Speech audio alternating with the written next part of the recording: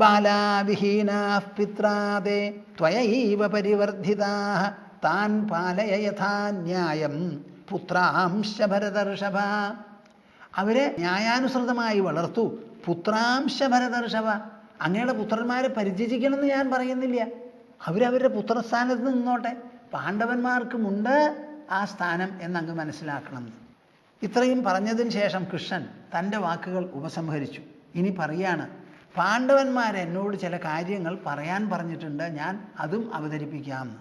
ആഹുസ്ത്വാം പാണ്ഡവാരാജൻ അഭിവാദ്യ പ്രസാദ്യ ച ഭവതഃ ശാസനാദ് ദുഃഖം അനുഭൂതം സഹാനുഗൈഃ. ഞാൻ ചുരുക്കി പറയുകയാണ് കേട്ടോ.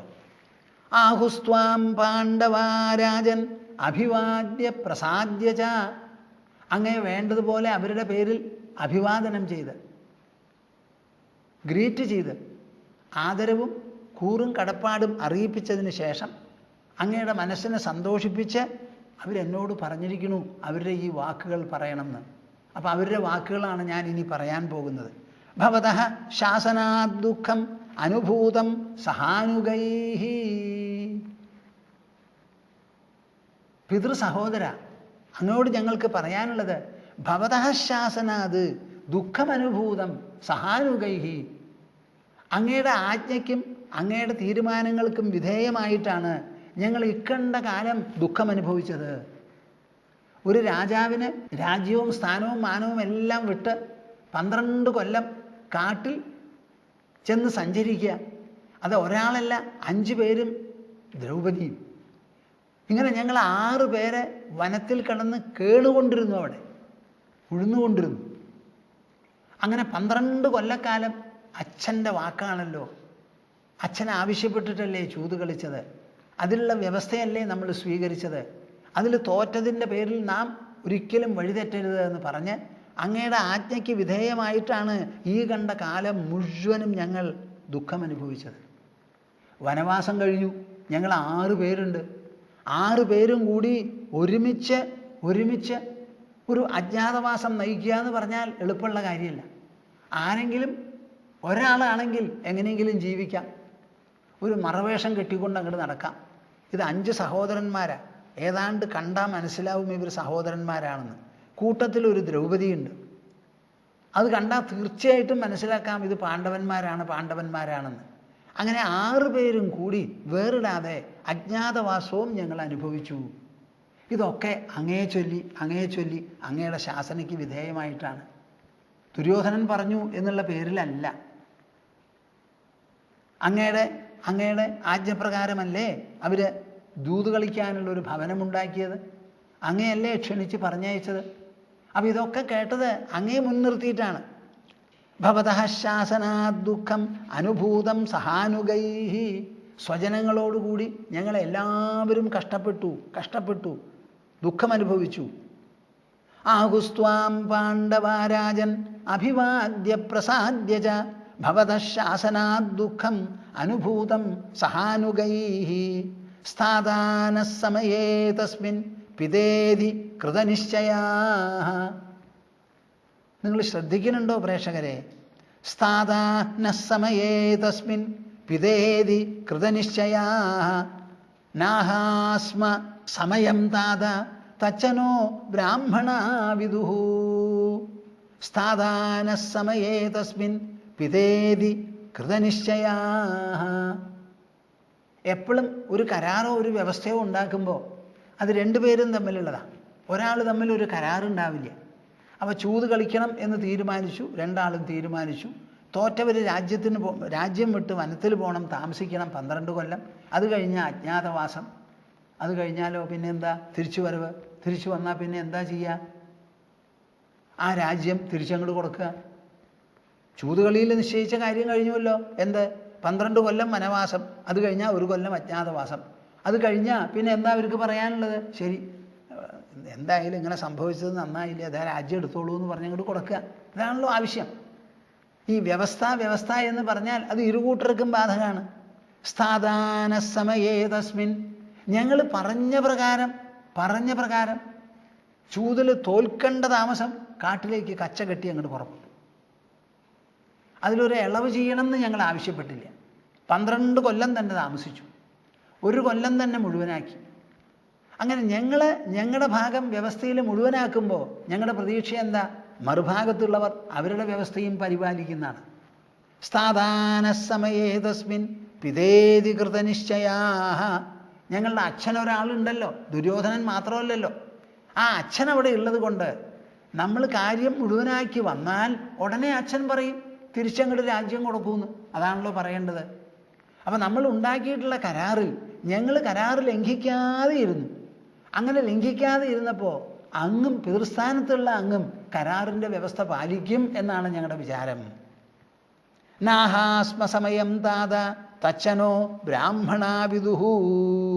ഞങ്ങൾ ഒരിക്കലും ആ ലംഘനം ഞങ്ങളുടെ ഭാഗത്തു നിന്നുണ്ടായിട്ടില്ല. ഈ വർത്തമാനം ലോകത്തിലെ അറിവുള്ളവർക്ക്, ബ്രാഹ്മണർക്ക് എല്ലാവർക്കും അറിയാം. അറിവുള്ളവർക്ക് എല്ലാവർക്കും അറിയാം. ആരെങ്കിലും ഒരാൾ വന്ന് പറയട്ടെ, പാണ്ഡവന്മാരെ, പാണ്ഡുപുത്രന്മാരെ, നിങ്ങൾ പറഞ്ഞ വ്യവസ്ഥ പാലിച്ചില്ല എന്ന് പറഞ്ഞാൽ ഇപ്പോഴും ഞങ്ങൾ പാലിക്കാൻ തയ്യാറാണ്. ആദ്യ കാട്ടിലേക്ക് പോകണോ? ഞങ്ങൾ പൊക്കോളാം. പക്ഷേ ഞങ്ങളുടെ ഭാഗത്ത് എന്തെങ്കിലും വീഴ്ച വന്നിട്ടുണ്ടോ എന്നുള്ളത് അച്ഛൻ ഓർമ്മ വയ്ക്കണം. അപ്പം ഞങ്ങളുടെ ഭാഗത്ത് വീഴ്ചയില്ലാത്തതുപോലെ മറുഭാഗത്തും വീഴ്ചയില്ലാതെ ഇരിക്കുന്നതാണല്ലോ ഞങ്ങളുടെ പ്രതീക്ഷ ഈ നിമിഷം പോലും. അപ്പം ഞങ്ങൾ ആ കാര്യം ഒന്ന് ഓർമ്മപ്പെടുത്തുന്നു. അതുകൊണ്ട് വീഴ്ചയില്ലാതെ മറുഭാഗത്തുള്ള വ്യവസ്ഥയും പാലിക്കണം.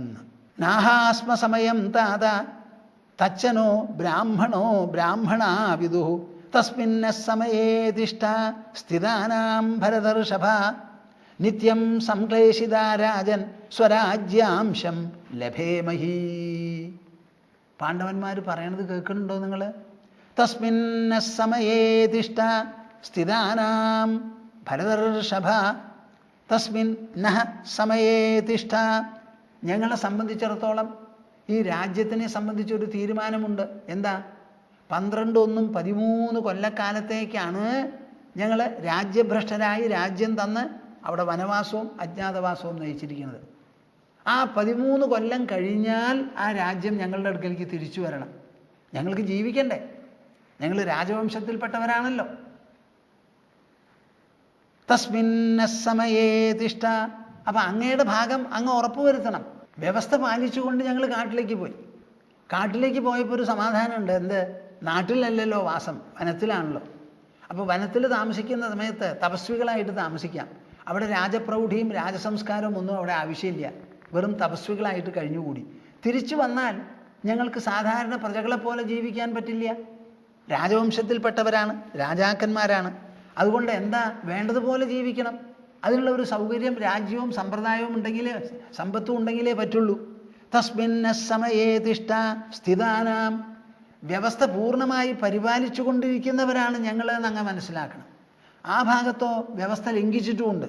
നിത്യം സംക്ലേശിതാരാജൻ സ്വരാജ്യാംശം ലഭേമഹി. ഈ 13 കൊല്ലക്കാലം അവിടുന്ന് ഞങ്ങളുടെ എത്ര ദിവസം കഴിഞ്ഞിട്ടുണ്ടോ ആ ദിവസവും ഞങ്ങൾ ആ വ്യവസ്ഥയിൽ പിടിച്ചു നിൽക്കുന്നത് എന്തുകൊണ്ടാണ്? ഞങ്ങളുടെ രാജ്യം ഞങ്ങൾക്ക് തിരിച്ചു കിട്ടും എന്ന് വിചാരിച്ചിട്ടാണ്. ആ ഒരൊറ്റ ഉറപ്പിലാണ് ഞങ്ങൾ വനവാസത്തേക്ക് പോയത്. അല്ലെങ്കിൽ എന്തിനാ വനവാസത്തിലേക്ക് പോണത്? ഈ യുദ്ധം അപ്പോഴും ആവാമായിരുന്നില്ലേ? ഇന്നല്ലെങ്കിൽ നാളെ വേണം, ഇപ്പം തന്നെ എന്ന് വിചാരിച്ചില്ലല്ലോ. അപ്പോൾ ഒരു മനുഷ്യന് എന്താണ് ചെയ്യാവുന്നത് പരമാവധി ഒരു വ്യവസ്ഥയുടെ കീഴിൽ അത് ഞങ്ങൾ പരിപാലിച്ചു. നമ്മൾ തമ്മിലുള്ള വ്യവസ്ഥയിൽ ഞങ്ങളുടെ ഭാഗം ഞങ്ങൾ പൂർണ്ണമായി അക്ഷരാർത്ഥത്തിലും ആശയാർത്ഥത്തിലും ഉദ്ദേശാർത്ഥത്തിലും ഞങ്ങൾ നിർവഹിച്ചു. മറുഭാഗത്തോ നിർവഹിക്കുന്നില്ല. അതുകൊണ്ടാണല്ലോ ഇപ്പോൾ കൃഷ്ണനെ ദൂതനായി പറഞ്ഞയക്കേണ്ടി വന്നിരിക്കുന്നത്. ഇതിൻ്റെ ഒരു ആവശ്യമില്ല. 13 കൊല്ലം കഴിഞ്ഞു, രാജ്യം തിരിച്ചു തന്നു. അവരവരുടെ പാട്ടിൽ താമസിച്ചു, ഞങ്ങൾ ഞങ്ങളുടെ പാട്ടിൽ താമസിച്ചു. മുമ്പിലത്തെ പോലെ ഒരു കുഴപ്പമില്ല. ഇപ്പോൾ ഉണ്ടായിരിക്കുന്നത് അതല്ല. അപ്പോൾ പിന്നെ എന്താ ചെയ്യുക? ഇനിയെങ്കിലും രാജ്യം തിരിച്ചു കിട്ടും എന്നുള്ള പ്രതീക്ഷയിലാണ് അന്നും ഇന്നും ഞങ്ങൾ. അപ്പം ഈ കാര്യം അങ്ങ് വേണ്ടതുപോലെ മനസ്സിലാക്കണം. ഗുരോർഗരീയസീ വൃത്തിർ യാച ശിഷ്യസ്യ ഭാരത വർത്താമഹേ ത്വയി ച താം ത്വം ച വർത്തസ്വ നസ്തഥാ. കൃഷ്ണൻ അവതരിപ്പിക്കുന്ന രീതി നോക്കിക്കോളൂ. ഗുരോർഗരീയസീ വൃത്തി യാച ശിഷ്യസ്യ ഭാരത. ആദ്യം വിസ്തരിച്ച് രാജാവ്, പ്രജകൾ, ജനങ്ങൾ, യുദ്ധം, സംരക്ഷണം ഇതൊക്കെ പറഞ്ഞു. അവസാനം അതങ്ങനെ തറപ്പിച്ച് കൺവേർജ് ചെയ്ത് പറയുകയാണ്. ധൃതരാഷ്ട്രൻ്റെ സ്വന്തം തീരുമാനം, അവനവൻ്റെ മനസ്സിൻ്റെ തീരുമാനം. അതൊരു പിതൃവാത്സല്യത്തോടുകൂടി പിതൃസ്ഥാനത്തിരിക്കുന്ന മഹാരാജാവ് അതേപടിക്ക് തീരുമാനിക്കണം എന്ന് പറഞ്ഞ് ഒരു വൃത്തത്തിൻ്റെ ആ കേന്ദ്രബിന്ദു എന്ന് പറഞ്ഞ മാതിരിയാണ് സംസാരിക്കുന്നത്, കേന്ദ്രീകൃതമായി. ഗുരോർഗരീയസീ വൃത്തി യാച ശിഷ്യസ്യ ഭാരത വർത്താമഹേ ത്വയി ചതാം ത്വം ച വർത്തസ്വനസ്തഥാ. അങ്ങയ്ക്കും ഞങ്ങൾക്കും തമ്മിലുള്ള ബന്ധം എന്താ? പിതാവും മക്കളും തമ്മിൽ എന്ന് പറഞ്ഞാൽ ഗുരുവും ശിഷ്യനും. ഒരു ഗുരു എന്താ ചെയ്യുക? ശിഷ്യൻ്റെ മുൻപിൽ ശിഷ്യൻ്റെ നന്മയ്ക്ക് വേണ്ടി എന്തു വേണമോ അത് പറഞ്ഞു കൊടുക്കും, അത് ചെയ്യും. ഒരു ശിഷ്യൻ എന്താ വേണ്ടേ? ഗുരു അങ്ങനത്തെ ഒരാളാണെന്ന് വിചാരിച്ച് വേണ്ടത്ര ബഹുമാനവും ആദരവും കൂറും കടപ്പാടും എല്ലാമായി പെരുമാറണം. അപ്പോൾ ഗുരോർഗരീയസീ വൃത്തിർ യാച ശിഷ്യസ്യ ഭാരത. അങ്ങയ്ക്ക് ഗുരുസ്ഥാനം കൽപ്പിച്ച് ഞങ്ങൾ ശിഷ്യന്മാരായി തന്നെയാണ് ഇരിക്കുന്നത്. അതുകൊണ്ടാണ് കൃഷ്ണനെ പോലെ ഒരാളെ തിരഞ്ഞെടുത്ത് ഇതാ സന്ധി വേണം എന്ന് പറഞ്ഞുള്ള യാചനയോടുകൂടി വരുന്നത്. ഇത് കൂടാതെ കഴിക്കാം, പക്ഷേ അത് പറ്റില്ല. അങ്ങയെ കാണണം, സംസാരിക്കണം, സംസാരിച്ച് അങ്ങയുടെ മനസ്സിൽ എന്താണ് ഇരിപ്പ് എന്നുള്ളത് ഗ്രഹിക്കണം. അതിലെന്തെങ്കിലും മാറ്റം വരുത്തേ എന്തെങ്കിലും ഉണ്ടെങ്കിൽ അതും ആവട്ടെ എന്ന് വിചാരിച്ചിട്ടാണ് പറഞ്ഞയക്കുന്നത്. അപ്പം ഞങ്ങൾ എപ്പോഴും ശിഷ്യസ്ഥാനത്ത് നിന്ന് ആ ശിഷ്യമര്യാദയോടുകൂടി ശിഷ്യചര്യയോടുകൂടിയാണ് പെരുമാറുന്നത്. വർത്താമഹേ ത്വയി ചതാം ത്വം ച വർത്തസ്വനസ്തഥാ. ഇപ്പോഴും ഞങ്ങളുടെ മനസ്സിൽ നിന്ന് അങ്ങയ്ക്ക് ഗുരുസ്ഥാനം തന്നെയാണ്. അതുകൊണ്ടാണ് കൃഷ്ണനോട് ഇങ്ങനെ സംസാരിക്കാൻ പറഞ്ഞത്. ഞങ്ങൾ ശിഷ്യസ്ഥാനത്തിലിരുന്ന് ഗുരുവിനോട് സംസാരിക്കുന്നത് പോലെ അങ്ങ് ഗുരുസ്ഥാനത്തിലിരുന്ന് ശിഷ്യന്മാരോടും സംസാരിക്കണം. ഇനിയിപ്പോൾ എന്താ ധൃതരാഷ്ട്രന് പോകും വഴി? ഒന്ന് നല്ലോണം ആലോചിച്ച് നോക്കൂ. വർത്താമഹേ ത്വയി ചതാം ത്വം ച വർത്തസ്വനസ്തഥാ. ഞങ്ങൾ ശിഷ്യസ്ഥാനത്തിലിരുന്ന് കാര്യങ്ങൾ പരിഗണിച്ച് അങ്ങയ്ക്ക് വേണ്ട ആദരവും സ്ഥാനവും മഹിമയും നൽകുന്നത് പോലെ അങ്ങയുടെ ശിഷ്യന്മാരാണ് ഞങ്ങൾ എന്ന് വിചാരിച്ച് ഞങ്ങളുടെ നന്മയ്ക്ക് വേണ്ടി അങ്ങയ്ക്ക് എന്ത് ചെയ്യാനുണ്ടോ അത് തീർച്ചയാക്കി അത് ഞങ്ങൾക്ക് ചെയ്യണം. പിത്രാ സ്ഥാപയിതവ്യാഹി വയം ഉത്പഥമാസ്ഥിതാഃ സംസ്ഥാപയ പതിഷ്വസ്മാൻ തിഷ്ഠധർമ്മേ സുവർത്മനീ. വളരെ രസകരമായിട്ടാണ് സംസാരിക്കുന്നത്. ഞാൻ എപ്പോഴും പറയാറുണ്ട്, അച്ഛനമ്മമാർ കുട്ടികളെ വളർത്തിക്കൊണ്ടുവരുന്നത് എന്തിനാ? അവർക്ക് പ്രായമൂപ്പ് വരാനാണ്. അവർക്ക് പ്രായമൂപ്പ് വന്നാൽ ഒരു 18-20 വയസ്സായാൽ എന്തു വേണം? പിന്നെ മുമ്പിൽ സംസാരിച്ച മാതിരിയുള്ള ആ സംസാരവും വീക്ഷണവും ഒന്നും ആയാൽ പറ്റില്ല. അവർക്ക് പ്രായമൂപ്പ് വന്നു. അവർക്ക് സ്വന്തമായ ഒരു മനസ്സുണ്ട്, ഒരു വിവേകമുണ്ട്. അത് ഉള്ളിടത്തോളം നമ്മൾ തിരിച്ചറിയണം. പോരാത്തത് വളരട്ടെ, അതിനുള്ള സൗകര്യവും ഉണ്ടാക്കി കൊടുക്കണം. അപ്പോൾ എന്തെങ്കിലും അച്ഛനമ്മമാർ ചെയ്യാൻ പുറപ്പെടുമ്പോൾ മക്കളെ വിളിച്ച് ചോദിക്കണം, ഇതാ അച്ഛന് തോന്നണത് ഇതാണ്, അമ്മ വിചാരിക്കണത് ഇതാണ്. കുട്ടികളെ, നിങ്ങൾക്ക് പ്രായമൂപ്പായി, നിങ്ങൾക്ക് എന്തെങ്കിലും അഭിപ്രായമുണ്ടോ? ഉണ്ടെങ്കിൽ പറയൂ എന്ന് പറഞ്ഞ് ചോദിക്കണം. അങ്ങനെ ജീവിതത്തിൽ അവരെ പങ്കാളികളാക്കി നിങ്ങൾ കൊണ്ടുവരണം. എന്തെങ്കിലും പെരുമാറ്റമുണ്ടെങ്കിൽ അതിനെല്ലാറ്റിലും തീരുമാനത്തിലും. അപ്പോൾ ഇവിടെ പറയാണ്, പിത്രാ സ്ഥാപയിതവ്യാഹി വയം ഉത്പഥമാസ്ഥിതാഃ. യുധിഷ്ഠിരൻ്റെ ഭാഗം പറയുകയാണ്, അച്ഛനമ്മമാരുടെ കർത്തവ്യം എന്താ? മക്കൾ എന്തെങ്കിലും തരത്തിൽ വഴിതെറ്റിപ്പോകുന്ന സമയത്ത് അത് കണ്ടുപിടിച്ച് അവരെ ഏമിച്ചും ശാസിച്ചും നല്ല വഴിയിൽ കൊണ്ടുവന്ന് ആക്കുക എന്നുള്ളതാണ് അവരുടെ കൃത്യം. ഞങ്ങൾ സന്യാസിമാരുണ്ടല്ലോ, ഈ സന്യാസിമാർ ചെയ്യുന്ന പ്രവൃത്തി ഒന്ന് മാത്രമേ അവർക്ക് ചെയ്യാനുള്ളൂ, ലോകസംഗ്രഹം എന്നാണ് പറയുക. ലോകത്തിനെ സംഗ്രഹിക്കുക എന്ന് പറഞ്ഞാൽ എന്താ അർത്ഥം? പുതിയ പുതിയ തലമുറയാണല്ലോ ജനിച്ച് വളർന്നു വരുന്നത്. അവർ ജനിക്കുന്നത് പുതിയ വീടുകളിലാണ്, പഠിക്കുന്നതോ പുതിയ വിദ്യാലയങ്ങളിലാണ്. അതിൽ ആഗോളാടിസ്ഥാനത്തിലാണ് ഇപ്പോൾ വിദ്യാഭ്യാസത്തിന് സിലബസ് പദ്ധതിയൊക്കെ ഉണ്ടാക്കുന്നത്. ആധുനികമായ പല പരിഗണനകളുമാകും അവർക്ക്. അങ്ങനെ പുതിയതായി തലമുറ വന്നുകൊണ്ടിരിക്കുമ്പോൾ അവർക്ക് പ്രധാനപ്പെട്ട ഒരു ശിക്ഷണം ഇല്ല, ധർമ്മശിക്ഷണം. അത് വീട്ടുകാരും വിദ്യാഭ്യാസം അതിലൂടെയാണ് കിട്ടേണ്ടത്. അത് സംഭവിക്കാറില്ല. നമ്മുടെ രാജ്യം ഒരു സെക്കുലർ രാജ്യമാണ്. അതുകൊണ്ട് ഒന്നും നല്ലത് പഠിപ്പിക്കരുതെന്ന്. ഇപ്പം മഹാഭാരതം എന്ന് പറഞ്ഞാൽ ഉടനെ പറയും അതൊരു മതഗ്രന്ഥമാണെന്ന്. മഹാഭാരതം എങ്ങനെയാണ് മതഗ്രന്ഥമാവുക? മതഗ്രന്ഥമാണോ ഞാനിവിടെ സംസാരിക്കുന്നത്? അതോ ഇവിടെ സംസാരിക്കുന്നത് യുദ്ധവും അതിൽ വേണ്ട സന്ധി സംഭാഷണവും അതൊക്കെയാണോ ഇവിടെ സംസാരിക്കുന്നത്? അർജുനന് കൃഷ്ണൻ കൊടുക്കുന്ന ഉപദേശം എന്തിനു വേണ്ടിയിട്ടാണ്? ഭരണദൗത്യമായ യുദ്ധം നിർവഹിക്കൂ എന്നാണ് പറയുന്നത്. ആ യുദ്ധം നിർവഹിക്കാൻ വേണ്ടി കൊടുത്ത ഉപദേശത്തിൽ അധ്യാത്മമായ തത്വമൂല്യ സിദ്ധാന്തങ്ങൾ ഉണ്ടെന്നേ ഉള്ളൂ. അത് നമ്മുടെ സംസ്കാരമാണ്. ഇവിടെ ജനിച്ച മനുഷ്യരുടെ ചിന്താഗതിയാണത്.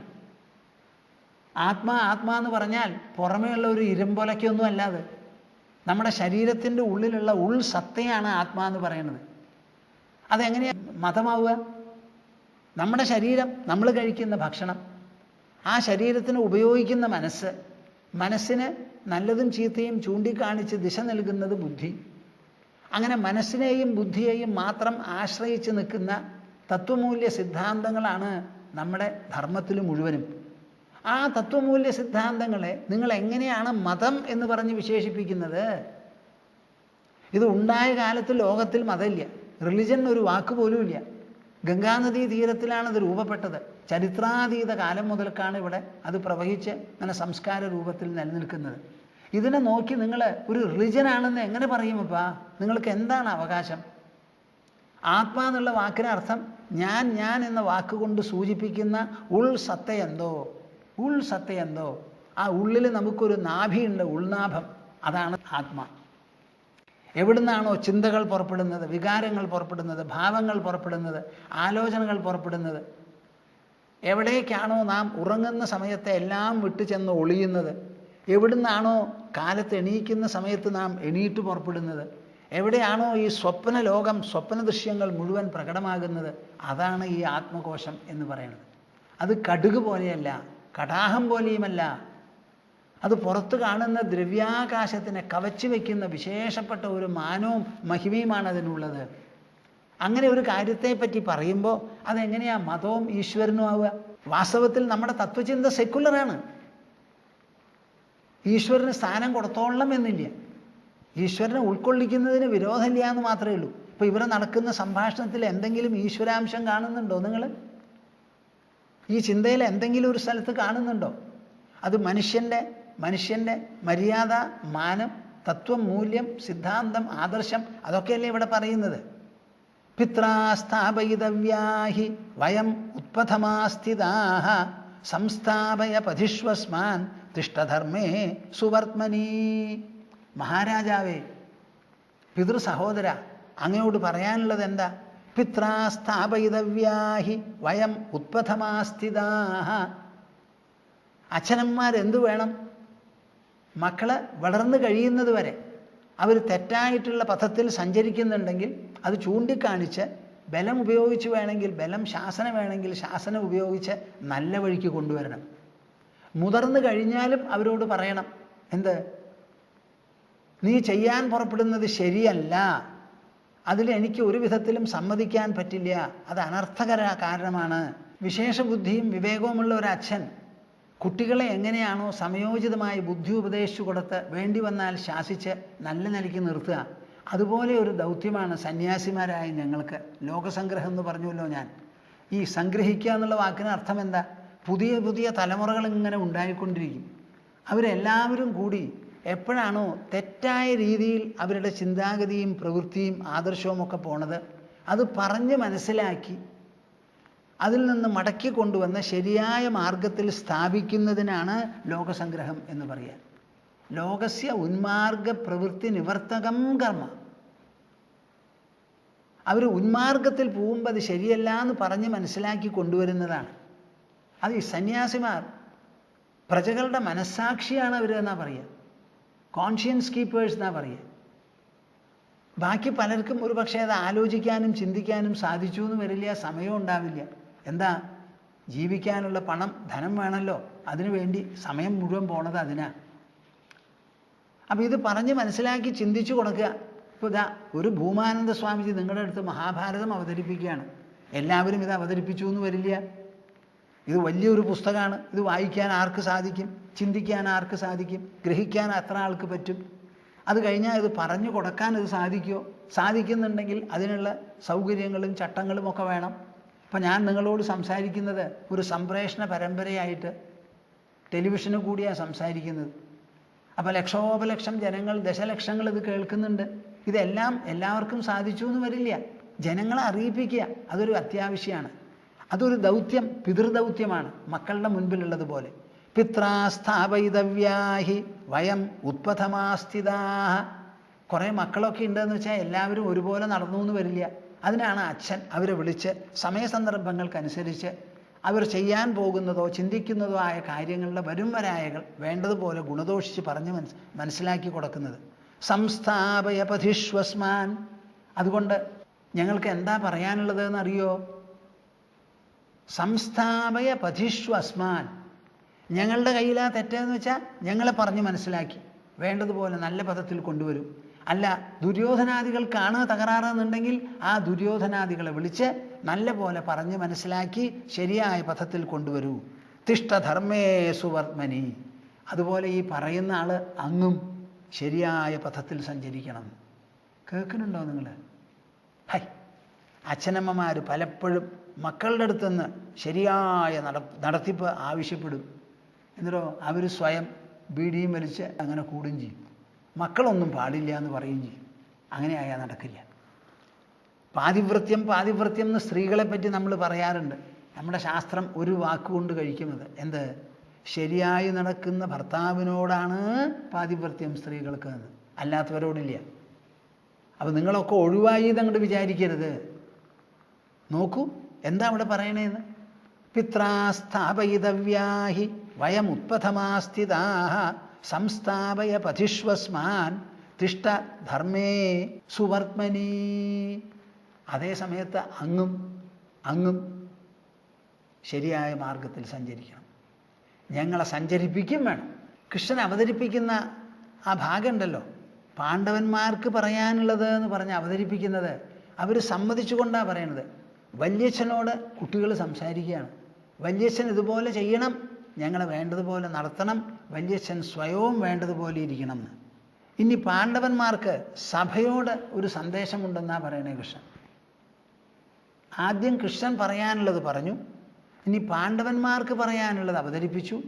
ഇനി ഇവിടെ ഒരു സദസ്സുണ്ടല്ലോ, ആ സഭയോട് പാണ്ഡവന്മാർക്ക് പറയാനുള്ള കാര്യങ്ങളാണ് പറയുന്നത്.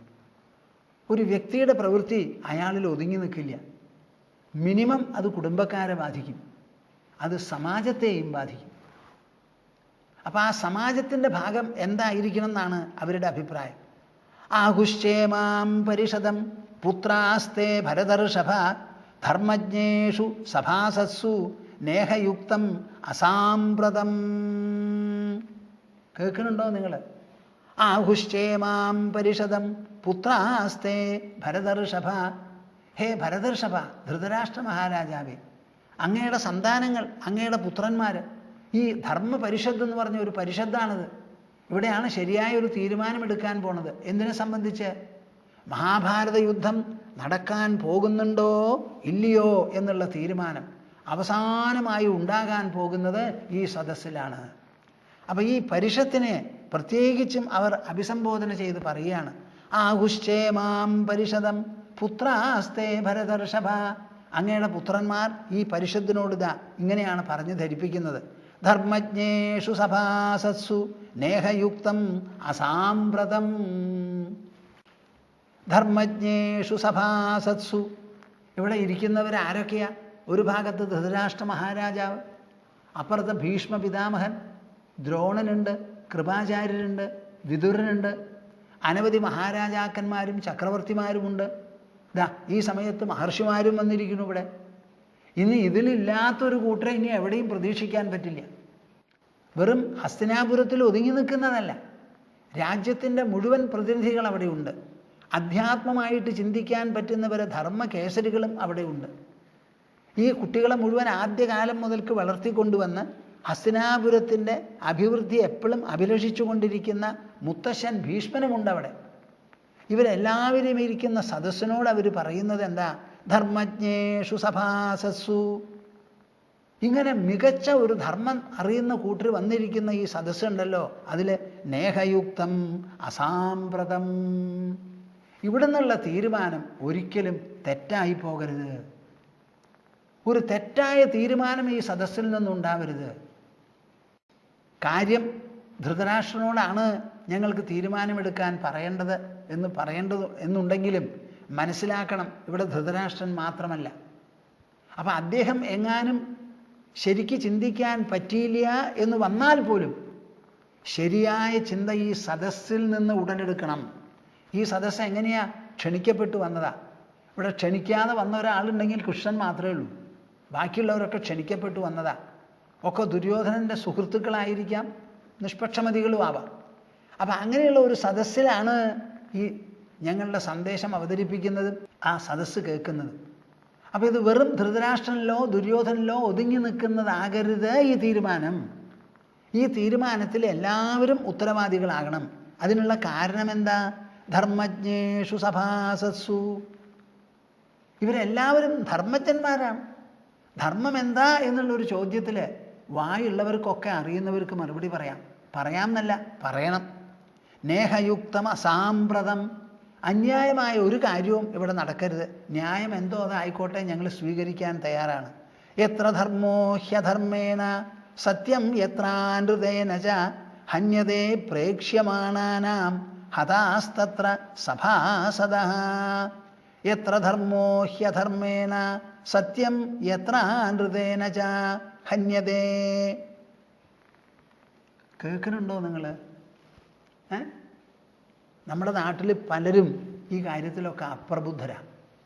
നമ്മുടെ നാട്ടിൽ ഏതെങ്കിലും ഒരു കുടുംബത്തിൽ പോലും ഒരു വ്യക്തിയെ സംബന്ധിച്ച് പോലും തെറ്റായ ചില കൃത്യങ്ങളൊക്കെ നടന്നു കഴിഞ്ഞാൽ അത് മിണ്ടാതെ ഇരിക്കാൻ പറ്റില്ല. ആ വീട്ടുകാരെയും നാട്ടുകാരെയും അല്ലെങ്കിൽ കുട്ടിയെയും ഒക്കെ വിളിച്ച് നമുക്ക് സംസാരിക്കേണ്ടി വരും. എന്താ? ഒരാളുടെ പെരുമാറ്റം സമാജത്തിന് മുഴുവനും ബാധിക്കുന്നതാണ്. ഒരളവ് വരെ. ഇപ്പോൾ ഒരു വീട്ടിലൊരു കളവ് നടന്നാൽ ആ കളവ് എന്തിനാ പോലീസുകാരോട് റിപ്പോർട്ട് ചെയ്യണത്? കളവാണ് നടന്നിരിക്കുന്നത്. കളവ് എന്ന് പറഞ്ഞാൽ സമാജീയമായ ഒരു കുറ്റമാണത്. ഒരു വീട്ടിലാണ് വന്ന് നടന്നത്, ഞങ്ങൾ മിണ്ടാണ്ടിരുന്നു എന്ന് പറഞ്ഞാൽ പറ്റില്ല. കളവ് നടന്നാൽ അത് ഉടനെ റിപ്പോർട്ട് ചെയ്യണം. റിപ്പോർട്ട് ചെയ്താൽ എന്തുണ്ടാവും? അവരതൊരു കുറ്റമായി കണ്ടെത്തി സമാജത്തിൽ എങ്ങനെ ഉണ്ടായി, അതിന് പല ക്രിമിനോളജി ഒരു സയൻസാണ്. അപ്പോൾ പലതും സമാജത്തിനെ ബാധിക്കുന്നതാണ്. ഒരു വ്യക്തിക്ക് ഒറ്റയ്ക്ക് ജീവിക്കാൻ പറ്റില്ല. അപ്പോൾ ഇവിടെ പറയുകയാണ്, എത്ര ധർമ്മോ ഹ്യധർമ്മേണ സത്യം എത്ര അനൃതേന ച ഹന്യതേ. എവിടെയാണോ അധർമ്മം ധർമ്മത്തിനെ ഹനിക്കുന്നത്, അതുമാതിരി നുണ, കളവ്, ചതി അത് സത്യത്തെ ഹനിക്കുന്നത്, അങ്ങനെ ഒരു സംഭവം ഉണ്ടായാൽ ഉടനെ പ്രേക്ഷ്യമാണാനാം ഹതാസ്തത്ര സഭാസദഃ. അത് കണ്ടിരിക്കുന്ന സാമാജികന്മാരുണ്ടല്ലോ, അവരുടെ ഭദ്രതയും അവരുടെ നന്മയും അഭിവൃദ്ധിയുമാണ് അതിൽ കൊല ചെയ്യപ്പെടുന്നത്, ഹനിക്കപ്പെടുന്നത്. അധർമ്മം കണ്ട് നമ്മൾ മിണ്ടാണ്ടിരിക്കാൻ പാടില്ല. അത് അധർമ്മമാണെന്ന് പറഞ്ഞ് അത് ചെയ്തവരെ പിന്തിരിപ്പിക്കാനോ അവർക്ക് ശിക്ഷയാണെങ്കിൽ തക്ക ശിക്ഷയും നൽകാനുള്ള വ്യവസ്ഥ സമാജത്തിലുണ്ടാവണം. അങ്ങനെ ചെയ്യാതെ വന്നാൽ എന്താ സംഭവിക്കുന്നത്? പ്രേക്ഷ്യമാണാനാം സഭാസദഃ സഭാസദഃ തത്ര ഹതാഃ. സഭാസത്തുകളാണ് അവിടെ ഹനിക്കപ്പെടുന്നത്. അപ്പോൾ ഇത് വെറുതെ ഞങ്ങൾ പറഞ്ഞയച്ചു ഒരു സന്ധ്യസംഭാഷണം, ധൃതരാഷ്ട്ര മഹാരാജാവ് മാത്രം കേട്ടു, അവസാനം ദുര്യോധനൻ ഒരു തീരുമാനമെടുത്തു എന്ന് പറയാൻ വിടാൻ പറ്റില്ല.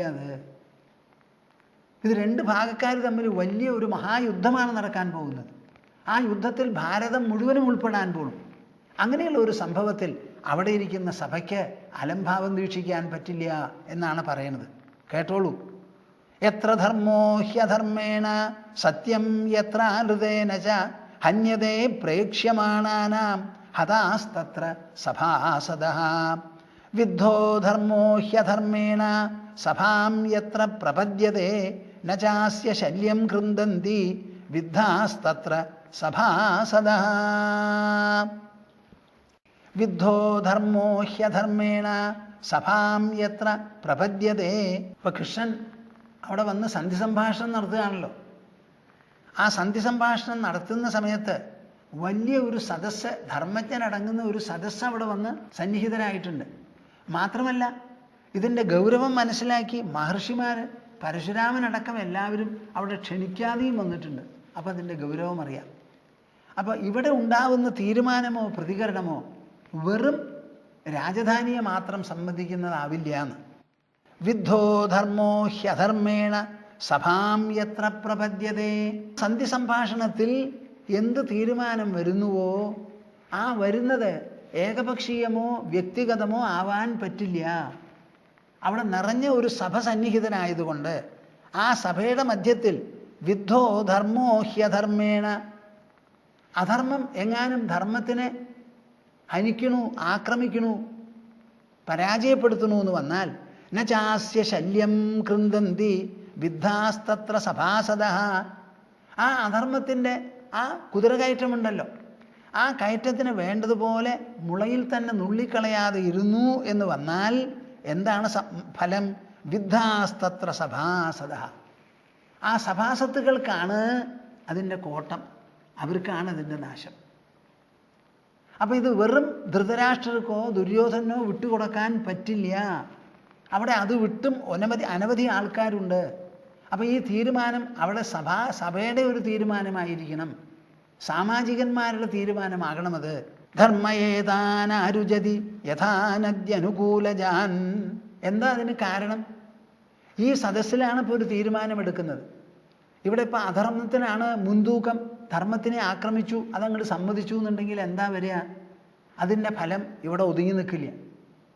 നമ്മുടെ ഭാരതം എന്ന് പറയുന്ന രാജ്യത്തിനും അതിലെ പ്രജകൾക്കും എല്ലാവർക്കും ബാധകമായി തീരുമത്.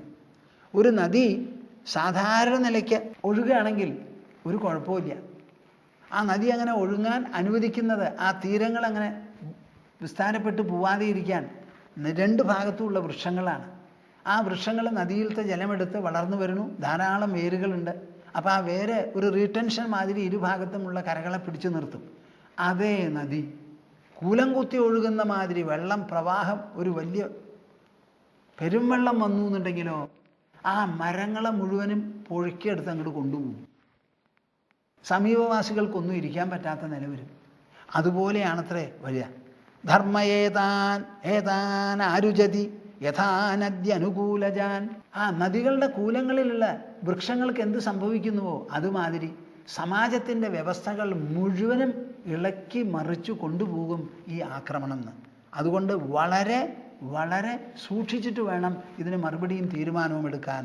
ഏ ധർമ്മമനുപശ്യന്തഃ തൂഷ്ണീം ധ്യായന്ത ആസതേ തേ സത്യമാഹുർ ധർമ്മ്യം ച ന്യായം ച ഭരതർഷഭ. ധൃതരാഷ്ട്ര മഹാരാജാവിനെ നോക്കിക്കൊണ്ടാണ് പറയുന്നത്. ഏ ധർമ്മമനുപശ്യന്തഃ തൂഷ്ണീം ധ്യായന്ത ആസതേ. ഇവിടെ അനവധി പ്രായം കൂടിയവരും രാജാക്കന്മാരും പ്രാജ്ഞരും വിജ്ഞരും തജ്ഞരും മഹർഷിമാരും എല്ലാവരും ഉണ്ട് ഈ സഭയിൽ. അപ്പോൾ ഇവർക്ക് എല്ലാവർക്കും ധർമ്മത്തിൻ്റെ സൂക്ഷ്മമായിരിക്കുന്ന ഗതി അറിയാം. ഏതെങ്കിലും ഒരു കാര്യം എടുത്ത് മുമ്പിലിട്ടാൽ അതിൽ ന്യായം എന്ന് പറഞ്ഞിട്ടൊന്ന് വിധിക്കാതെ പറ്റില്ല. നമുക്ക് നമ്മുടെ ജനായത്ത സംവിധാനത്തിൽ നമ്മുടെ ഭരണം 3 ഘടകങ്ങളിലാണ്. 3 കാലുള്ള ഒരു സ്റ്റൂളിൽ എന്ന് പറഞ്ഞ മാതിരിയാണ്. ഒന്ന് നമ്മുടെ പാർലമെൻറ്റ്, ജനപ്രതിനിധി സഭ, പിന്നെ ഒന്ന് കാര്യം നടത്താനുള്ള സർക്കാർ എക്സിക്യൂട്ടീവ്, മൂന്നാമതോ നമ്മുടെ ജുഡീഷ്യറി നീതിന്യായ പീഠം. നമ്മുടെ നീതിന്യായ പീഠത്തിൽ പ്രജകളിൽ ആര് തന്നെ ആയാലും എന്ത് ചോദ്യം എടുത്തിട്ടാലും അവർക്കതിന് ശരിയായിട്ടുള്ളൊരു വിധി കൽപ്പിക്കാതെ പറ്റില്ല. ഞങ്ങൾക്കറിയില്ല എന്ന് പറയാൻ പറ്റില്ല, വിധി കൽപ്പിച്ചേ തീരൂ. ആ വിധി എന്തോ ആകട്ടെ. ഇപ്പോൾ ഈശ്വരൻ ഉണ്ടെന്നൊരു കൂട്ടർ ഇല്ല എന്നൊരു കൂട്ടർ വഴക്കും വെക്കാണുമായി. അതിനെ സംബന്ധിച്ച് കോടതിയിലേക്ക് എത്തി ആ കേസ് എന്നുണ്ടെങ്കിൽ അവർക്ക് പറയേണ്ടി വരും ഉണ്ടെന്നോ ഇല്ലയെന്നോ എന്നുള്ളത്. അതുപോലെ ഇവിടെ വലിയ ഒരു സഭയാണ്. ആ രാജ്യസഭയിൽ പിന്നെ ഒരു നീതിന്യായ പീഠത്തിൻ്റെ ആവശ്യമില്ല. അതിൽ ധർമ്മം അറിയുന്നവരുണ്ട്, നല്ലപോലെ അറിയുന്നവരുണ്ട്, ഇല്ലെങ്കിൽ ഇപ്പം ആലോചിച്ച് തീർപ്പ് കൽപ്പിക്കാൻ പറ്റിയ ബുദ്ധിയും പ്രഭാവവും പ്രതിഭയും ഒക്കെ ഉള്ളവരുണ്ട് അവിടെ. അങ്ങനെയുള്ള ഒരു വലിയ സഭയാണത്. ഏ ധർമ്മം അനുപശ്യന്ത. അവരുടെ മുൻപിൽ ഈ ചർച്ചയൊക്കെ നടക്കുമ്പോൾ കൃഷ്ണൻ പറയാനുള്ളത് പറഞ്ഞു, എന്തെങ്കിലും മറുപടി പറയാനുള്ള ഈ മറുപടി പറയുക, ഇതെല്ലാം അവിടെ നടക്കുമല്ലോ. ആ നടക്കുന്ന സമയത്ത് ഇത് കേട്ടിട്ട് അവരുടെ മനസ്സിൽ തോന്നുന്നു ഇന്നതാണ് ശരി ഇന്നതാണ് ശരി എന്ന് തോന്നുന്നുണ്ടെങ്കിൽ ആ തോന്നുന്നത് അവർ പുറത്തു പറയാതെ തൂഷ്ണിയും മിണ്ടാതെ ഇരിക്കരുത് എന്ന്. ആരെങ്കിലും അവിടെ മിണ്ടാതെ ഇരിക്കുന്നുണ്ടെങ്കിൽ അവരോട് ഞങ്ങൾക്ക് പറയാനുള്ളത് തേ സത്യമാഹുർധർമ്മ്യം ച ന്യായം ച ഭരതർഷഭ. ഞാൻ ഈ അവതരിപ്പിക്കുന്നുണ്ടല്ലോ ധൃതരാഷ്ട്ര മഹാരാജാവെ അങ്ങയുടെ മുൻപിൽ, അങ്ങയെ നോക്കിയിട്ടാണ് ഞാൻ പറയണത് എന്നുണ്ടെങ്കിലും ഇത് കേൾക്കാൻ ഇവിടെ അനവധി ചെവികളുണ്ട്, ഗ്രഹിക്കാൻ അനവധി മനസ്സുകളുണ്ട്, ആലോചിച്ച് നോക്കാൻ അനവധി ബുദ്ധികളുമുണ്ട്. അവരെല്ലാവരും എന്തു വേണം? അവരുടെ മൗനം എന്ന് പറയുന്നത് ഭഞ്ജിച്ച് അത് വേണ്ടാന്ന് വെച്ച് സത്യം ശരിക്ക്, ന്യായം ശരിക്കും അങ്ങോട്ട് പറയണം. അപ്പം ഇത് പറയുന്നത് കേട്ട് മിണ്ടാതെ ഇരുന്ന് മടങ്ങിപ്പോകുന്നത് ശരിയല്ല. എന്തെങ്കിലും വ്യക്തമായ ഒരു മറുപടി പറഞ്ഞേ തീരൂ. അതിപ്പോൾ മഹാരാജാവിന് പറയാൻ പറ്റിയില്ല എന്നുണ്ടെങ്കിൽ മഹാരാജാവ് അവിടെ ഇരിക്കട്ടെ. ഇവിടെ അറിവുള്ളവരുണ്ടല്ലോ, മഹർഷിമാരടക്കം ഇവിടെ വന്നിട്ടുണ്ട്. ഭീഷ്മൻ എന്താ പോരാത്ത ആളാ? ദ്രോണനോ എല്ലാം അറിയാം. അവരൊക്കെ പ്രാജ്ഞന്മാരാണ്, പ്രഭാവശാലികളാണ്.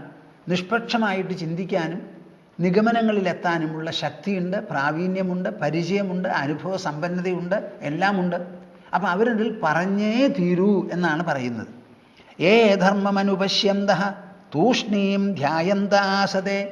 അല്ലാണ്ട് ഒരു ഒഴുകഴുവ് എന്നുള്ള നിലയ്ക്ക് മിണ്ടാതെ ഇരിക്കുക, മൗനം സമ്മതം എന്ന് പറഞ്ഞാൽ പറ്റില്ല. അവർ വായ തുറന്ന് സംസാരിക്കണം. തേ സത്യമാഹുർധർമ്മ്യം ച.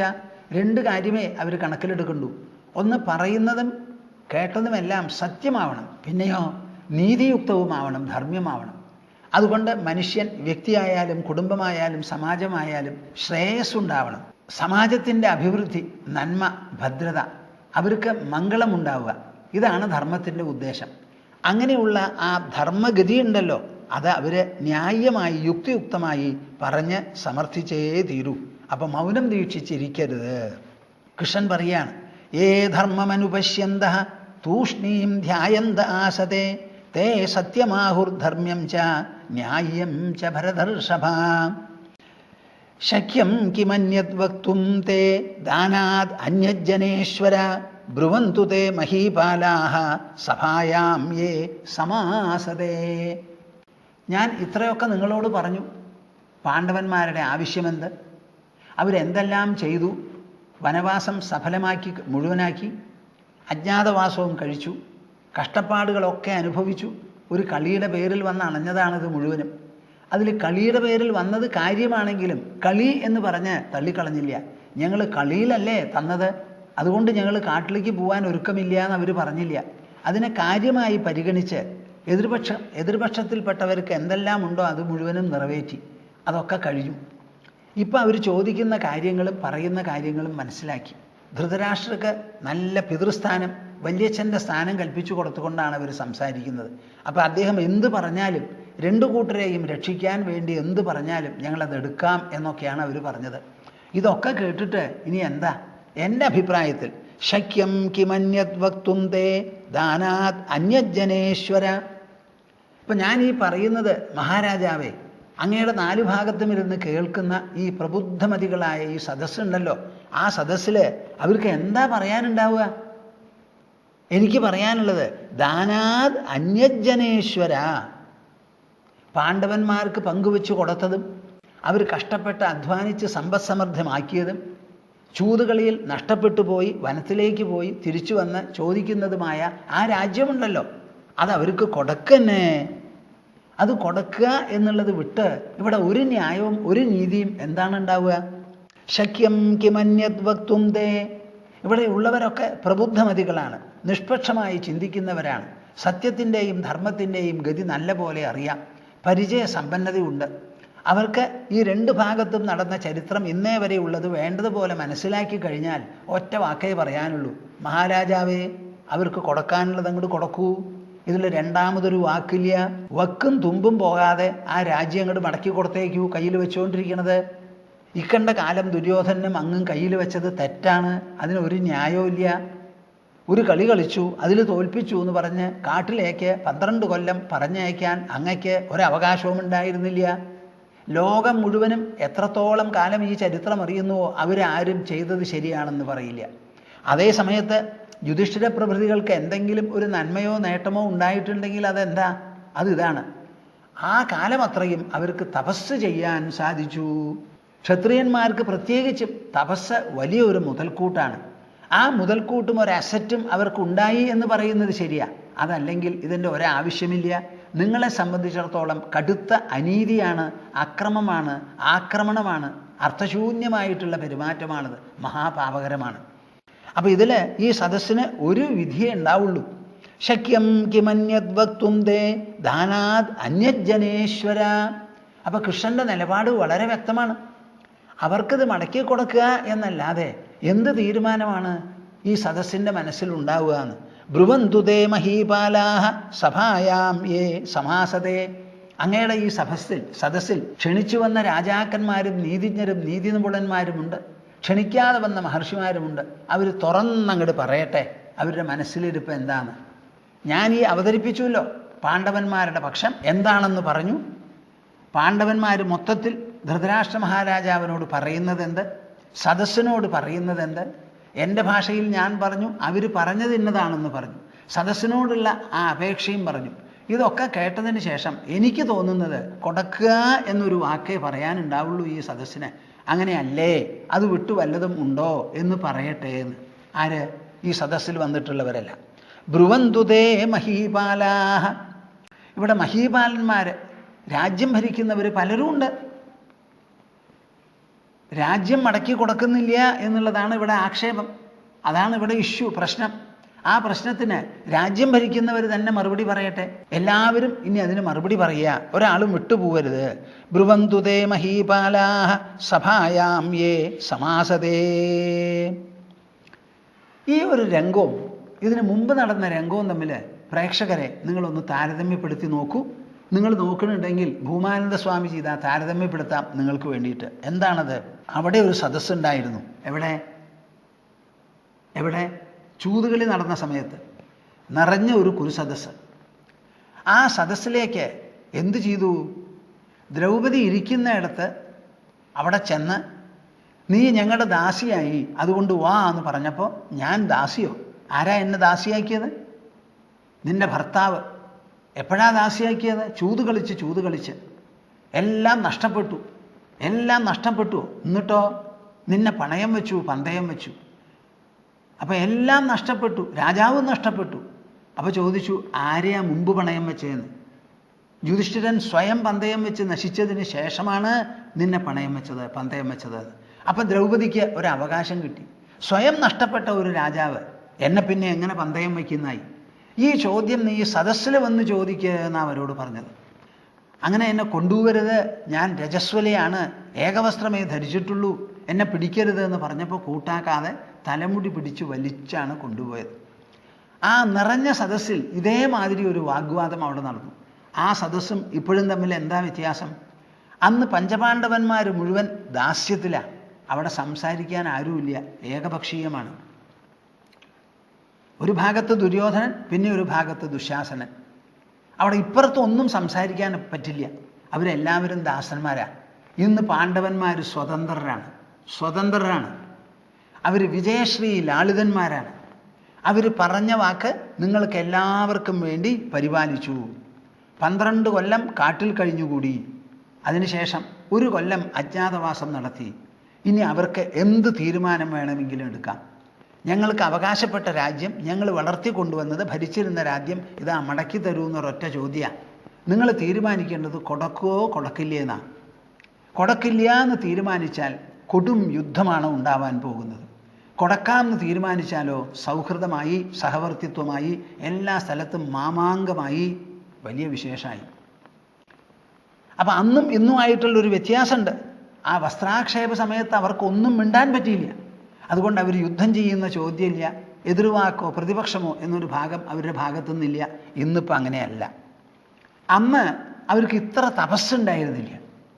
ഈ 12-13 കൊല്ലക്കാലം ക്ഷത്രിയന്മാരും ക്ഷത്രിയ തേജസ്സും വീര്യവും ഉണ്ട് എന്നുള്ളതിന് പുറമെ അവർക്ക് വളരെയധികം തപോവീര്യം, തപോമഹിമ, തപസ്സിൻ്റെ അനുഗ്രഹമുണ്ട്. ആ തപസ് ചെയ്യുന്ന കാലത്ത് പ്രത്യേകമായിട്ടുള്ള ചില പാശുപതാസ്ത്രം, ഗാണ്ഡീപം, ഇതൊക്കെ അവർക്ക് കിട്ടിയിട്ടുമുണ്ട്. ഇത് രണ്ടുമാണ് വ്യത്യാസം. അപ്പോൾ രാജാവെ വളരെ നല്ല പോലെ ആലോചിക്കണം. അങ്ങല്ലെങ്കിൽ ഈ സദസ്സ് വ്യക്തമായ ഒരു മറുപടി ഇതിന് പറഞ്ഞേ തീരുള്ളൂ എന്നാണ് കൃഷ്ണൻ പറയുന്നത്. ശക്യം കിമന്യദ്വക്തും തേ ദാനാദന്യജനേശ്വര ബ്രുവന്തു തേ മഹീപാലാഹ സഭായാം ഹേ സമാസതേ. ഈ രാജാക്കന്മാരെല്ലാവരും ഇവിടെ വന്ന് ഈ സദസ്സിൽ നടക്കുന്നത് മുഴുവൻ കണ്ടും കേട്ടും അങ്ങനെ ഇരുന്ന് മടങ്ങിപ്പോവാനാണോ ഇവിടെ വന്നിരിക്കുന്നത്? അല്ല. ഇവിടെ നടക്കുന്ന കാര്യത്തിൽ അവർ സന്നിഹിതരാണ് എന്നുള്ള കാര്യത്തിൽ അവരും ഇതിൽ ഭാഗഭാക്കുകളാണ്. ഇവിടെ നിശ്ചയിക്കാൻ പോകുന്ന നിശ്ചയമുണ്ടല്ലോ, ആ നിശ്ചയം ഹസ്തിനപുരത്തിനെ മാത്രം ബാധിക്കുന്നതല്ല, നമ്മുടെ രാജ്യത്തിന് മുഴുവൻ ബാധിക്കുന്ന ഒരു പ്രശ്നമാണ്.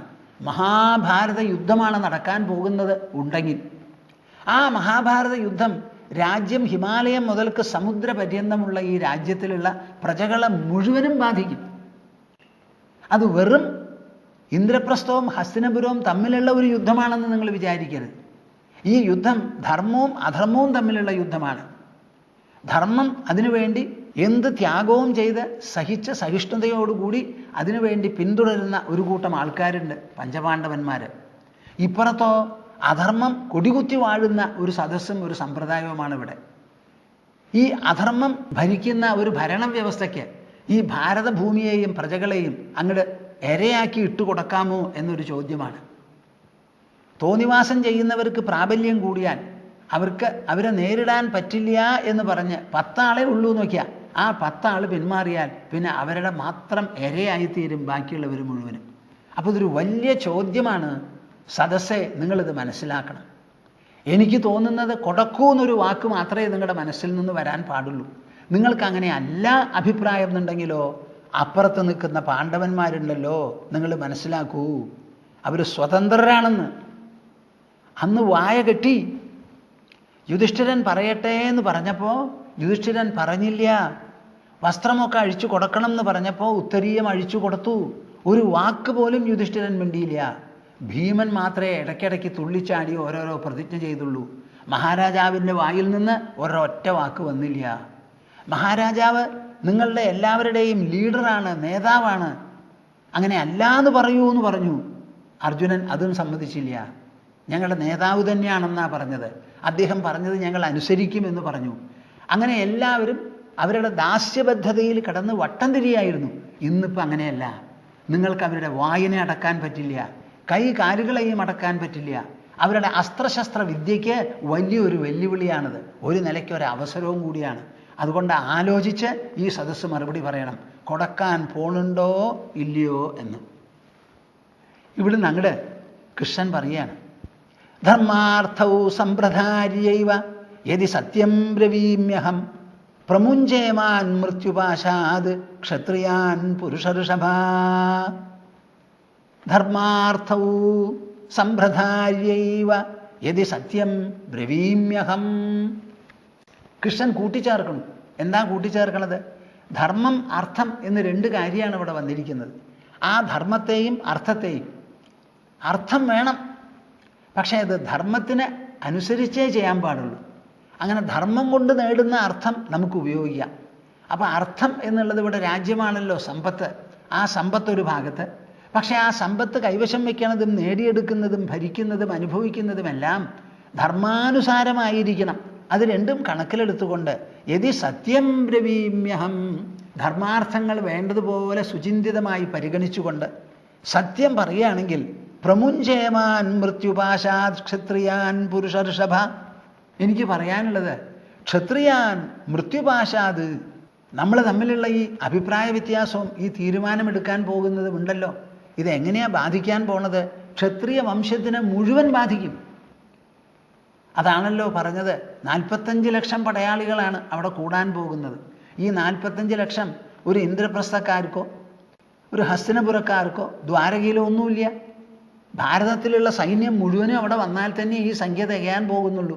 11-7 അക്ഷൗഹിണി സേനയാണ്. അവരെല്ലാവരും മൃത്യുപാശത്തിൽ പെട്ടുകഴിഞ്ഞു. ഞാനിവിടെ ചർച്ച ചെയ്യുമ്പോൾ തന്നെ മരണം പിടിപെട്ടു കഴിഞ്ഞു എല്ലാവരും കൂടി വരാൻ പോവുകയാണ്. അങ്ങനെ മൃത്യുപാശത്തിൽ നിന്ന് പ്രമുഞ്ചേമാൻ, ഇവരെ അങ്ങോട്ട് മോചിപ്പിക്കണം. അതാണ് നമുക്ക് ആവശ്യം. ഇവിടെ പാണ്ഡവന്മാർക്ക് നിങ്ങൾ രാജ്യം കൊടുത്തോ കൊടുത്തില്ലയോ എന്നുള്ള ഒതുങ്ങിയ പ്രശ്നമല്ലാതെ നിങ്ങൾ കൊടുക്കാതെ ഇരിക്കുകയാണെങ്കിൽ പിന്നെ വരാൻ പോകുന്നത് ഭാരതത്തെ മുഴുവൻ ഗ്രസിക്കുന്നതായ കൊടും യുദ്ധമാണ്. അങ്ങനെ വരുമ്പോൾ ക്ഷത്രിയന്മാർ അനവധി ആയിരക്കണക്കിന്, 10,000-കണക്കിന്, ലക്ഷക്കണക്കിന്, ദശലക്ഷക്കണക്കിന് അവിടെ കൊല്ലപ്പെടാനാണ് പോകുന്നത്. അവരെ രക്ഷിക്കാൻ വേണ്ടി നിങ്ങളെല്ലാവരും ഒരു തീരുമാനമെടുക്കണം, അവരെ മോചിപ്പിക്കണം എന്ന്. പ്രമുഞ്ചേമാൻ മൃത്യുപാശാത് ക്ഷത്രിയാൻ പുരുഷഋഷഭ. സതാമവസ്ഥാം സംപ്രാപ്യ കൃഷ്ണാം പ്രേക്ഷ്യ സഭാഗതാം ക്ഷത്രധർമാത് അമേയാത്മാ നാകമ്പത യുധിഷ്ഠിരഃ. ഞാനിത് പറയുമ്പോൾ നിങ്ങളെ ഓർമ്മപ്പെടുത്താൻ ഉദ്ദേശിക്കുന്നു. എന്ത്? ന താം അവസ്ഥാം സംപ്രാപ്യ കൃഷ്ണാം പ്രേക്ഷ്യ സഭാഗതാം ക്ഷത്രധർമാത് അമേയാത്മാ നാ കമ്പത.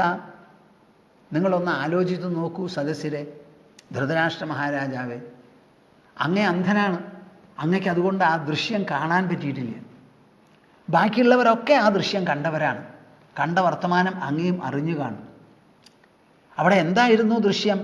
താം അവസ്ഥാം സംപ്രാപ്യ കൃഷ്ണാം പ്രേക്ഷ്യ.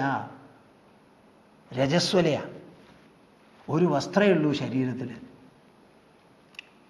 ആദ്യം തലമുടി കടന്നു പിടിച്ചു, വലിച്ചു കൊണ്ടുവന്നു, സദസ്സിൽ വന്ന് പറയട്ടെ എന്ന് പറഞ്ഞ് അവസാനം കർണൻ ഇങ്ങനെ തീണ്ടി അങ്ങോട്ട് കൊടുത്തപ്പോൾ, പ്രോത്സാഹനം നൽകി നിർബന്ധിച്ചപ്പോൾ വസ്ത്രം അഴിച്ചു മേടിക്കൂ. ആരുടെ? പഞ്ചപാണ്ഡവന്മാരുടെയും ദ്രൗപദിയുടെയും എന്ന് പറഞ്ഞു. പുരുഷന്മാരെ ഉത്തരീയം അഴിച്ച് അവിടെ വച്ചു. അവിടെ ഉത്തരീയം എന്ന് പറഞ്ഞ് രണ്ടാമതൊരു വസ്ത്രം ഇല്ല. ആർക്ക്? ദ്രൗപദിക്ക് ഒറ്റ വസ്ത്ര. അപ്പം അതിൻ്റെ തുമ്പാ കിടന്നങ്ങോട്ട് പിടിച്ചത്. അങ്ങനെ നിറഞ്ഞ സദസ്സിൽ തലമുടി പിടിച്ച് വലിച്ചിഴച്ചു കൊണ്ടുവന്ന് വാക്കും വിവാദവുമൊക്കെ ആയതിനു ശേഷം അവസാനം ആ ഒറ്റ വസ്ത്രത്തിൻ്റെ തുമ്പ് കിടന്ന് പിടിച്ചു അഴിക്കണം എന്ന് പറഞ്ഞ്. ആ ഒരു ദൃശ്യം മഹാരാജാവെ ഒന്ന് ആലോചിച്ച് നോക്കൂ. പലരും ഈ സദസ്സിൽ അത് കണ്ടവരാണ്, ബാക്കിയുള്ളവർ പറഞ്ഞു കേട്ടിട്ടുണ്ടാവും. ആ ദുരവസ്ഥ, ആ സങ്കടം, ആ അങ്ങേയറ്റം അപമാനിതയായിരിക്കുന്ന ഒരു സ്ഥിതി, ഒരു പുരുഷൻ ഒരു സ്ത്രീയുടെ ശരീരം കടന്നു പിടിച്ച് ആക്രമിക്കുക ആ വസ്ത്രത്തിൽ, അത് കണ്ടിട്ട് ക്ഷത്രധർമാത് അമേയാത്മാനാകമ്പത. അപ്പോഴും ഞാൻ കളിയിൽ തോറ്റ് പന്തയങ്ങൾ ഓരോന്നോരോന്നായി വെച്ച് കൊടുത്തതാണല്ലോ. ഞാൻ കൊടുത്തത് തെറ്റായിരിക്കാം, എൻ്റെ ക്രമം തെറ്റായിരിക്കാം, പക്ഷേ ഞാൻ വായ കൊണ്ട് പറഞ്ഞതല്ലേ. എൻ്റെ രാജ്യം കൊടുത്തു, സഹോദരന്മാരോരോന്നായി കൊടുത്തു, എന്നെയും കൊടുത്തു. അതിനുശേഷം തൻ്റെ ദ്രൗപദി ഇപ്പോഴും ഉണ്ടല്ലോ ബാക്കി, അവളെയും വയ്ക്കൂ എന്ന് പറഞ്ഞു. അത് കേട്ടപ്പോൾ ഞാൻ അതും വെച്ചു. അപ്പോഴൊന്നും ഞാൻ ഈ കാര്യത്തെക്കുറിച്ച് ആലോചിച്ചില്ല. അപ്പം എൻ്റെ വായ കൊണ്ട് പറഞ്ഞതും കൊടുത്തതുമായിട്ടുള്ള ഒരു സംഗതി, അതിനെപ്പറ്റി ഞാൻ ഇനി മിണ്ടില്ല. ഞാനൊരു ക്ഷത്രിയനാണ്, എൻ്റെ വാക്ക് പാഴാക്കില്ല. എൻ്റെ വാക്കിൽ നിന്ന് എനിക്ക് മാറാനും പറ്റില്ല. വാക്ക് പാലിച്ചില്ലെങ്കിൽ പിന്നെ മരണമാണ്, വേറെ അതിൽ വിട്ടുയാവുന്നില്ല. അപ്പോൾ ക്ഷത്രധർമാത് അമേയാത്മാനാകമ്പത യുധിഷ്ഠിര. ആ ധർമ്മപുത്രൻ യുധിഷ്ഠിര മഹാരാജാവുണ്ടല്ലോ, തൻ്റെ വാക്കിൽ ഉറച്ചു നിന്നു. തൻ്റെ മുൻപിലാണ് ഈ അക്രമം, ഈ അനീതി, ഈ അപമാനം, കാണാൻ പറ്റാത്ത ഈ ദുസ്സാഹസം, നിഷ്ഠുരത, അത് കണ്ണിൻ്റെ മുൻപിൽ നടക്കുക. എന്നാലും തൻ്റെ വാക്കിലും നടന്ന പ്രവൃത്തിയിലും ഉറച്ചു നിന്നു ആ യുധിഷ്ഠിരൻ. അപ്പം അദ്ദേഹത്തിൻ്റെ മനക്കരുത്ത് ഉപായപ്പെട്ടതല്ല എന്ന് നിങ്ങൾ മനസ്സിലാക്കണം. ആ കരുത്തിന് പരമാവധി ചെയ്യാനുള്ളതൊക്കെ ചെയ്തതിന് ശേഷമാണ് ഇപ്പോൾ ഈ യുദ്ധത്തിൻ്റെ സന്ദേശവുമായിട്ട് ഞാൻ വന്നിരിക്കുന്നത്. ഇത് ഒഴിവാക്കണം എന്ന് പറയാം. അപ്പം ഇപ്പോൾ നിങ്ങളതിന് കൂട്ടാക്കിയില്ല എന്നുണ്ടെങ്കിൽ ഈ യുധിഷ്ഠിരൻ്റെ ഉള്ളിലുള്ള മനസ്സ്, പഞ്ചപാണ്ഡവന്മാരുടെ ഉള്ളിലുള്ള മനസ്സുണ്ടല്ലോ, ആ മനസ്സിൻ്റെ പ്രാബല്യം അന്നുള്ള ശക്തിയൊന്നുമല്ല അവർക്കുന്നു. തപസ്സുമായി നിങ്ങൾ അടിച്ചേൽപ്പിച്ച ഈ അപഗതികൾ മുഴുവൻ അവർ സഹിച്ചു. ആ സഹിച്ചതിൻ്റെയുള്ള വീര്യവും ആ ധർമ്മത്തിൻ്റെ ബലവും എല്ലാം അവർക്കുണ്ടാവും. ലോഭേതി പ്രസൃതാൻ പുത്രാൻ നിഗൃഹീഷ്വ വിശാംബദേ സ്ഥിതാഃ ശുശ്രൂഷിതും പാർത്ഥാഃ സ്ഥിതാ യോദ്ധുമരിന്ദമാഃ യത്തേ പഥ്യതമം രാജൻ തസ്മിൻ തിഷ്ഠ പരന്തപ. അവസാനമായിട്ട് കൃഷ്ണൻ പറയാ, ലോഭേ അതിപ്രസൃതാൻ പുത്രാൻ നിഗൃഹീഷ്വ വിശാംബദേ. മഹാരാജാവേ, അങ്ങ് വേണ്ടത് എന്താണെന്നറിയോ? കണ്ണടച്ചിങ്ങനെ കേൾക്കുന്നുണ്ട്. അങ്ങക്ക് സംശയം ഉണ്ടെങ്കിൽ ഞാനിതാ പറഞ്ഞു തരാം. നിങ്ങൾ സമ്മതിക്കും, ഞാൻ രണ്ടു കൂട്ടർക്കാർക്കും ബന്ധപ്പെട്ടവനാണ്. രണ്ടുപേരുടെയും നന്മയും ഭദ്രതയും രാജ്യത്തിൻ്റെ ഭദ്രതയും പ്രജകളുടെ ക്ഷേമവുമാണ് എൻ്റെ മനസ്സിൽ. അതെല്ലാം കണക്കിലെടുത്തുകൊണ്ട് പറയുന്നു. ലോഭേതി പ്രസൃതാൻ പുത്രാൻ, അങ്ങയുടെ പുത്രന്മാരുണ്ടല്ലോ, അവരുടെ മനസ്സ് ലോഭത്തിന് വിധേയമാണ്, അടിമയാണ്. അപ്പം ലോഭം വല്ലാതെ പ്രസരിച്ച് കടന്നു കയറിയിരിക്കുന്നു അവരുടെ മനസ്സിൽ. ആ പുത്രന്മാരെ നിഗൃഹീഷ്വ വിശാംബദേ, വേണ്ടതുപോലെ തടുത്ത് നിയന്ത്രിച്ച് മെരുക്കി ഒതുക്കി നിർത്തിക്കോളൂ. മറുപക്ഷത്തിൽപ്പെട്ട പാണ്ഡവന്മാരുണ്ടല്ലോ, അവരെന്തിനാ സ്ഥിതാഃ ശുശ്രൂഷിതും പാർത്ഥാഃ സ്ഥിതാ യോദ്ധുമരിന്ദമാഃ. കേൾക്കുന്നുണ്ടോ പ്രേക്ഷകരെ നിങ്ങൾ? ആ ദൂത് പറയുന്ന ആൾ ആ സന്ദേശം അവതരിപ്പിച്ച് പരിസമാപിപ്പിക്കുന്നത് നോക്കൂ. സ്ഥിതാഃ ശുശ്രൂഷിതും പാർത്ഥാഃ. വല്യച്ഛനായിരിക്കുന്ന അങ്ങയെ സ്നേഹമസൃണമായി അനുസരണശീലത്തോടുകൂടി വളരെയധികം കൂറും കടപ്പാടുമായി ശുശ്രൂഷിക്കാൻ പാർത്ഥന്മാർ തയ്യാറാണ്. പൃഥയുടെ പുത്രന്മാർ. അവരുടെ അമ്മ ഇന്നും ആവശ്യപ്പെടുന്നത് അതാണ്. കുന്തിദേവി ഇപ്പോഴും ആവശ്യപ്പെടുന്നത് എന്താ? വല്യച്ഛനെ ബഹുമാനിച്ചുകൊണ്ട് ആദരിച്ചുകൊണ്ട് ശുശ്രൂഷിച്ചുകൊണ്ട് കഴിഞ്ഞുകൂടുന്നു. യുദ്ധത്തിന് ശേഷവും ഈ ധൃതരാഷ്ട്രനും ഗാന്ധാരിയും ജീവിച്ചത് കുറേ കാലം എവിടെയാ? യുധിഷ്ഠിരൻ്റെ കൂടെയാണ്. അവർക്ക് ഒരു വിധത്തിലുള്ള വിഷമവും ഉണ്ടാവരുത്, മനോവേദന കൊടുക്കരുത് എന്ന് പറഞ്ഞ് പ്രത്യേകം ചട്ടം കെട്ടിയിരുന്നു ശുശ്രൂഷിക്കാൻ. അപ്പം നിങ്ങളെ ശുശ്രൂഷിക്കാൻ അവർ തയ്യാറാണ്. അതേ സമയത്ത് നിങ്ങൾ വിചാരിക്കരുത് അവർ ദുർബലന്മാരാണ് എന്ന്. അവർ ക്ഷത്രിയന്മാരാണ്. ആ ക്ഷാത്ര തേജസ്സും ബലവും അങ്ങയുടെ പുത്രന്മാർക്കുള്ളതിൽ എത്രയോ അധികം അവർക്കുണ്ട്. 13 കൊല്ലത്തെ തപസ്സുകൊണ്ട് അത് വളരെയധികം വർദ്ധിച്ചിരിക്കുന്നു, വർദ്ധമാനമാണ് ഇപ്പോഴും. അപ്പം അവർ അങ്ങയെ ശുശ്രൂഷിച്ച് അനുസരണത്തോടുകൂടി കൂടാൻ തയ്യാറാണെന്നതുപോലെ സ്ഥിതാ യോദ്ധുമരിന്ദമാഃ. അവർ പടപൊരുതാനും തയ്യാറാണ്. മടിച്ച് പിൻവാങ്ങുന്നവരുടെ സന്ദേശവും കൊണ്ടല്ല ഞാനിവിടെ വന്നിരിക്കുന്നത്. ഞാൻ വന്നിരിക്കുന്നത് നീതിയും ന്യായവും നടപ്പാക്കണം, രക്തച്ചൊരിച്ചൽ ഒഴിവാക്കണം, സമാധാനമായിട്ട് കഴിഞ്ഞുകൂടണം. നമ്മുടെ രാജ്യത്തിലെ എന്ന് വെച്ചാൽ ഭാരതഭൂമിയിലെ പ്രജകൾക്കൊന്നും തന്നെ ഒരു കെടുതി വരരുത് എന്നുദ്ദേശിച്ചിട്ടാണ് വന്നിരിക്കുന്നത്.